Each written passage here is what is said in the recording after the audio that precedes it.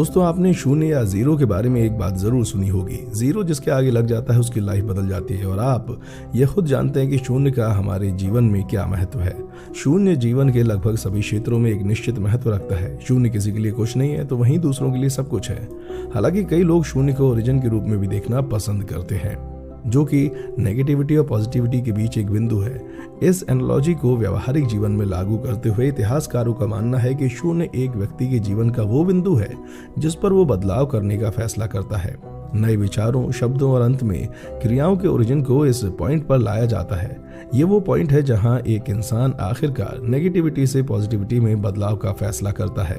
और साथ ही दोस्तों, गणितज्ञ दृष्टि से देखें, किसी भी संख्या में अंत में शून्य लगा देने से उसकी वैल्यू 10x बढ़ जाती है। हालांकि किसी संख्या के पहले जीरो लगाने से उस संख्या में कोई परिवर्तन नहीं होता। और अगर किसी संख्या में शून्य से मल्टीप्लाई किया जाए तो वो संख्या खुद शून्य हो जाती है। तो चलिए दोस्तों, आइए जानते हैं कि इतने महत्वपूर्ण संख्या शून्य का आविष्कार किसने, कब और कैसे किया, और इतिहास क्या है इसका। दोस्तों, गणित में शून्य का आविष्कार क्रांतिकारी था। शून्य कुछ भी नहीं या कुछ नहीं होने की अवधारणा का प्रतीक है। ये काम व्यक्ति को गणित में सक्षम होने की क्षमता प्रदान करता है। इससे पहले गणितज्ञों को सरल अंकगणितीय गणना करने में भी संघर्ष करना पड़ता था। आजकल शून्य का प्रयोग एक सांकेतिक प्रतीक और एक अवधारणा दोनों के रूप में और जटिल समीकरणों को सुलझाने में तथा गणना करने में किया जाता है। इसी तरह आज शून्य कंप्यूटर का मूल आधार भी है। महान गणितज्ञ आर्यभट्ट ने अपने गणितीय कार्य में शून्य का उपयोग किया था, लेकिन उन्होंने इसके लिए कोई सिंबल का उल्लेख नहीं किया था।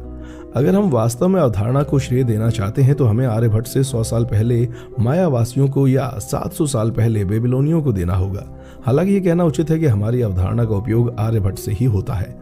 एक पल के रूप में शून्य का उपयोग कई अलग अलग प्राचीन संस्कृतियों में दिखाई देता है, जैसे कि प्राचीन माया और बेबीलोनियन।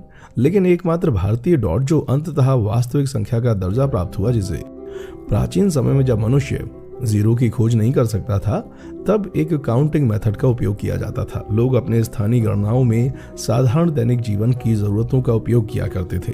भारत में भी ऐसा ही था।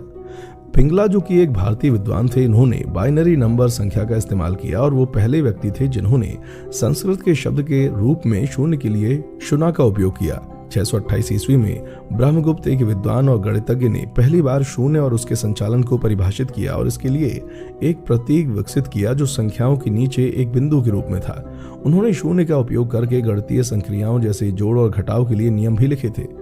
फिर आर्यभट्ट ने दशमलव प्रणाली में शून्य का उपयोग किया था। स्पष्ट है कि शून्य भारत का एक महत्वपूर्ण आविष्कार है जिसने गणित को एक नई दिशा दी और इसे अधिक लॉजिकल बना दिया।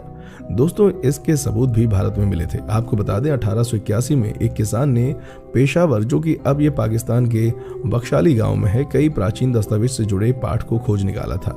ये काफी जटिल दस्तावेज है क्योंकि ये सिर्फ एक दस्तावेज का टुकड़ा नहीं, बल्कि इसमें बहुत से टुकड़े हैं जो कि कई शताब्दियों पहले लिखी गई थी। आपको बता दें कि रेडियो कार्बन डेटिंग टेक्निक, जो कि आयु निर्धारित करने के लिए उपयोग की जाती है, इसके प्रयोग से ये पता चलता है कि इस बख्शाली पांडुलिपि में कई ग्रंथ हैं। सबसे पुराना हिस्सा 224 से 383 ईस्वी का है, उससे नया हिस्सा 680 से 779 ईस्वी का है और सबसे नया हिस्सा 885 से 993 ईस्वी का है। इस पांडुलिपि में सनोबर पेड़ के 70 पत्ते और बिंदु के रूप में सैकड़ों शून्य को दर्शाया गया है। उस समय ये डॉट्स संख्यात्मक रूप में शून्य नहीं थे, बल्कि 101 और 1100 जैसे बड़ी संख्याओं के निर्माण के लिए इसे स्थान निर्धारित अंक के रूप में इस्तेमाल किया गया था। इस दस्तावेजों की सहायता से व्यापारियों को गणना करने में मदद मिलती थी।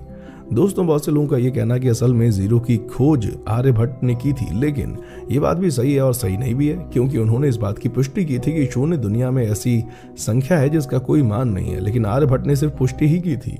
उसके अलावा उन्होंने जीरो संख्या का कोई समाधान नहीं बताया था।